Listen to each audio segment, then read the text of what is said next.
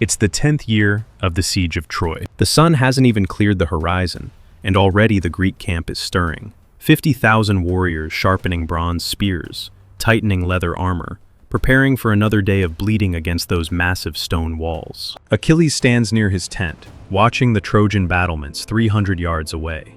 He's the greatest warrior in the world, fast enough to dodge spears, strong enough to kill 5 men in 10 seconds, feared by every army from Macedon to Egypt. And he doesn't know that someone is watching him through a scope. Staff Sergeant Mike Keller, U.S. Marine Corps scout sniper, 28 years old, 2 tours in Afghanistan, 1 in Iraq. Confirmed kills, 37. He's prone on a hillside, 800 yards north of the Greek camp, hidden in a ghillie suit that makes him look like a pile of dead grass. In his hands, an M40A6 sniper rifle, bolt action, .308 Winchester rounds traveling 2,600 feet per second. Effective range, 1,000 yards with the right wind conditions. He's got 72 rounds. A suppressor that drops the rifle crack to a dull thump. No radio, no extraction, no support.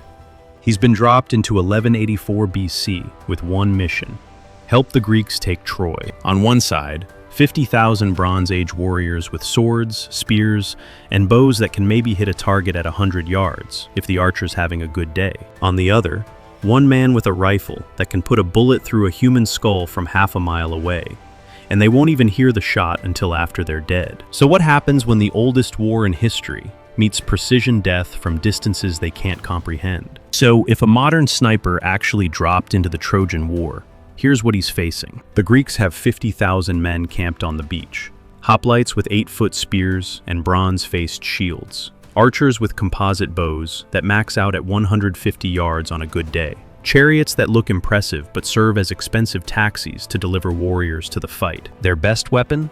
Achilles himself, the man who can sprint across a battlefield in full armor and kill 20 Trojans before lunch. He's not mythology here. He's just the fastest, strongest, most skilled fighter anyone's ever seen. Inside those walls, Troy has 30,000 defenders. King Priam's got his son Hector commanding the army, and Hector's nearly as good as Achilles.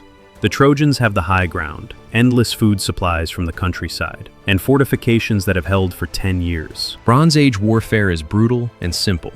You line up, you charge, you drive bronze through flesh until one side breaks. Effective combat range? 50 feet for spears, maybe 100 for arrows if you're lucky. Everyone sees everyone. Everyone hears the screams. You know who killed your friend because he's standing right there with blood on his sword. Now flip to what Keller brings. 1 rifle, 72 rounds, and a skill set that makes him invisible. The M40A6 weighs 16 pounds with the Schmidt and Bender scope. That scope has 16 times magnification, which means Keller can count the teeth in your smile from 800 yards away, a distance where you'd be a shapeless blur to naked Bronze Age eyes. The .308 Winchester round leaves the barrel at 2,600 feet per second. That's 3 times faster than the fastest arrow any Trojan archer will ever shoot. The bullet drops only 30 inches over 600 yards, if he calculates the wind right. At 300 yards, the gap between the Greek camp and Troy's walls, Keller can put a round through a man's eye socket. The target won't hear the suppressed rifle crack until half a second after the bullet arrives. By then, he's already dead, and the shooter's moved position. Every weapon on this battlefield requires line of sight and proximity. You've got to see your enemy and get close enough to hurt him. Keller can kill from distances where Bronze Age warriors can't even identify him as a threat. To them, he's just landscape, a smudge on a hillside. Background noise. He's got no body armor, no backup, no medevac if things go wrong. 1 spear through the chest, and he's done. He can't fight 50,000 men hand to hand. He can't storm the walls of Troy by himself, but he doesn't need to. In Bronze Age warfare, generals fight from the front. Kings lead charges. Heroes duel in the open, where everyone can see their glory. They're all targets. Achilles is the greatest warrior alive. Hector's right behind him. Both of them wear polished bronze armor that catches sunlight like a signal flare. Both of them have no concept of what a headshot from 800 yards even means. And that leads to the question, what happens when Keller starts pulling the trigger? Keller's first problem: he needs to prove he's worth listening to. The Greeks have been throwing men at those walls for 10 years. They're not going to trust some stranger who showed up yesterday, claiming he can win the war with a metal tube and magic. So he needs a demonstration. Dawn. Day 1. Keller's on a ridgeline 900 yards northwest of Troy's main gate. He's been here since 3 a.m., setting up the hide, scraping out a shallow depression, piling rocks for a rest, calculating wind speed by watching the dust blow off the Trojan ramparts. The sun breaks over the Aegean. Troy's gates open. 50 Trojan scouts ride out on horseback, not toward the Greek camp, but east along the coastal road. Standard morning patrol. They've done this every day for a decade. Keller watches them through the scope, picks his target, a rider near the front wearing a plumed helmet. Range, 760 yards. Wind, 4 miles per hour, left to right. Bullet drop, 62 inches. He adjusts the scope, controls his breathing, waits for the rider to stop moving. The Trojan reins his horse, turns to say something to the man next to him. Keller squeezes the trigger. Recoil. The suppressor drops the sound to a dull crack that bounces off distant rocks. Less than 2 seconds later, the .308 round hits the Trojan just below his bronze breastplate.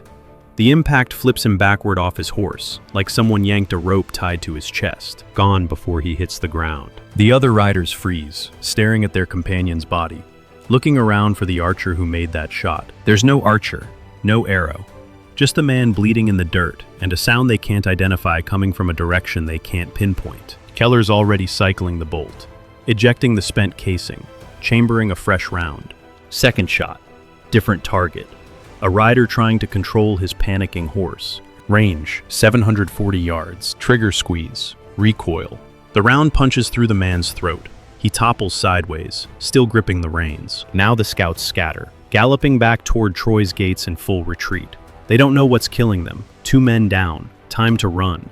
Keller doesn't chase them with follow-up shots. He's made his point. From the Greek camp, 300 yards south, Agamemnon and his officers are watching this happen through the morning haze. They saw the Trojan riders fall. They heard the strange cracks echoing across the valley, and they saw nothing that explains it. Keller breaks down his position, packs the rifle, moves to a new hide site half a mile east. When anyone thinks to investigate the ridgeline, he's gone. That afternoon, he does it again. Trojan workers are repairing a section of wall damaged by siege engines. 20 men hauling stone blocks, supervised by a foreman shouting orders. Keller's 850 yards out, prone behind a jumble of rocks that makes him invisible unless you're standing 3 feet away. He puts the crosshairs on the foreman. 1 shot. The man's chest explodes, drops like a cut puppet. The workers run. The wall repair stops. By sunset, Troy's commanders are in crisis mode. 2 scouts dead, 1 foreman dead, no arrows recovered, no enemy soldiers spotted, just bodies with holes punched through them, and a sound like distant thunder from empty hillsides. The Trojans don't have a word for sniper. They think it's divine intervention, Apollo punishing them, invisible spirits, demons. Hector orders patrols to search the ridgelines. They find nothing. Keller's already moved to his 4th position of the day. That night, he approaches the Greek camp, walks right up to the perimeter guards with his hands visible and the rifle slung across his back. They almost kill him on the spot, but Agamemnon's curious about the stranger, who appeared the same day Trojans started dying mysteriously. Keller gets brought to the king's tent. Odysseus is there. Achilles, Diomedes, the best tactical minds in the Greek army. Keller doesn't waste time with explanations they won't understand. He says 3 words. I kill leaders. Then he describes exactly where he'll be tomorrow morning and what they'll see. Inside Troy, Hector's staring at 3 bodies and trying to figure out how you fight an enemy you can't see. For 3 days, Keller hunts. Sentries on Troy's walls, officers giving orders, messengers riding between formations. Every shot from a different position. Every position abandoned the moment he pulls the trigger. The Greeks watch their enemies drop and start believing this stranger might actually be sent by the gods. The Trojans lock down. No one leaves the walls unless absolutely necessary. Patrols move in tight groups, shields up, scanning the hills for an enemy they can't find. Hector's losing men. More importantly, he's losing initiative. His army's trapped inside their own fortifications. Day 4. Dawn. The Greeks assault Troy's main gate. Shields locked, spears forward. The same grinding push they've tried 1,000 times. The Trojans sortie out to meet them, Hector leading, polished bronze flashing in morning sun. A figure so distinctive you could spot him across the battlefield. Keller's 920 yards out, rocky slope, elevated position. He's been waiting for this. Range confirmed. Wind negligible. Perfect conditions. He tracks Hector through the scope, watching the Trojan prince cut through Greek lines like a harvester through wheat. 5 Greeks dead in 30 seconds. His spear work is surgical. It's bait. Agamemnon ordered the assault to draw Hector out into the open. Keller's plan. He centers the crosshairs on Hector's chest, hesitates, shooting a legend who can't shoot back. Then, this isn't about honor. This is about ending a 10-year war. He exhales halfway, holds, squeezes. The round travels 920 yards in 1.4 seconds. Hits Hector in the gap between breastplate and shoulder guard.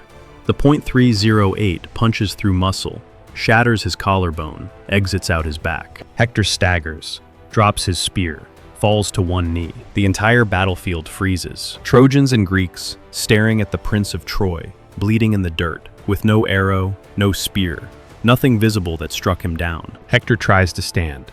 Can't.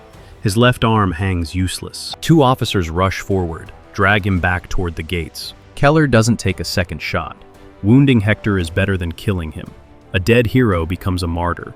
A wounded hero becomes proof you're not invincible. The Trojan counterattack collapses. Without Hector, they retreat in chaos. The Greeks press forward. For the first time in 10 years, they're winning a straight fight. By mid-morning, the Greeks hold the field. That afternoon, Achilles walks into Keller's tent, stares at the rifle. "You're the one killing Trojans from the hills." Keller nods. "Show me." Keller sets up the rifle, points at a supply cart 400 yards away, lets Achilles look through the scope. Achilles goes silent.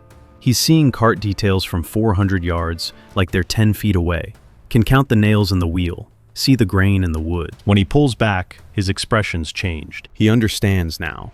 This isn't magic. It's a weapon that erases distance. Can you kill Priam? Keller could. King Priam shows himself on Troy's walls every few days. One shot. War over. Not yet. Keep bleeding their commanders. Keep them trapped. Make them so demoralized that when the end comes, they collapse fast. Achilles doesn't like it.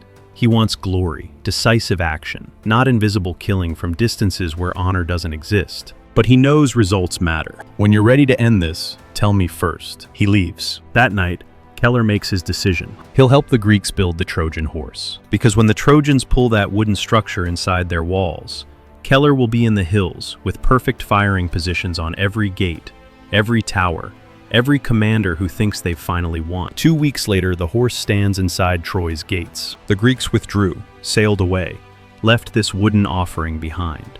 The Trojans debated for hours, then dragged it inside. That night they celebrate. Wine flows. Guards get drunk. The war's finally over. Keller watches from a ridgeline 800 yards east. 41 rounds left. Midnight. The Greeks inside the horse make their move. Odysseus and 27 warriors drop from the belly, rush the gates, start lifting the crossbar. Horns blow. Bells ring. 30,000 Trojans wake up, grab weapons, rush to stop the infiltrators. 28 Greeks against an army. They'll die in seconds unless something changes. Keller changes it. First shot. Trojan officer leading the charge. Headshot. Crumples mid-sprint. Second shot. Another commander. Chest. Gone. He's not trying to kill everyone. He's creating chaos. Every shot drops a leader. Every death makes them hesitate. Third, fourth, fifth. The bolt cycles fast. Casings eject. Barrel heats. Odysseus gets the gates open. 50,000 Greeks, who sailed back under cover of darkness, flood into Troy. By sunrise, Troy burns. Priam dead. Hector too wounded to fight. The city falls. Keller spots Achilles in the city center, sees Paris on a rooftop, bow drawn, aiming at the Greek hero from behind. 640 yards, one shot. Paris jerks backward, falls. Achilles never knows. By noon, it's over. Keller walks to the beach. 51 rounds fired, 21 remaining, 0 wounds. Odysseus finds him. "What are you?" Keller hands him the rifle. "Bury it, deep, where no one will find it." 3 days later, Keller's gone. So, who wins? The Greeks. Decisively. Not because of Achilles' strength, or Odysseus' cunning, or the Trojan horse. Because one sniper with 72 rounds changed Bronze Age warfare. Hector couldn't fight an enemy he couldn't see. Troy's walls didn't matter when defenders died from 800 yards away. Courage means nothing when bullets find you before you know you're hunted. One rifle, 51 shots, 10,000 spears made irrelevant. The oldest war in history ends not with glory, but with precision. Could Troy have countered a modern sniper? Let me know in the comments. Thanks for watching.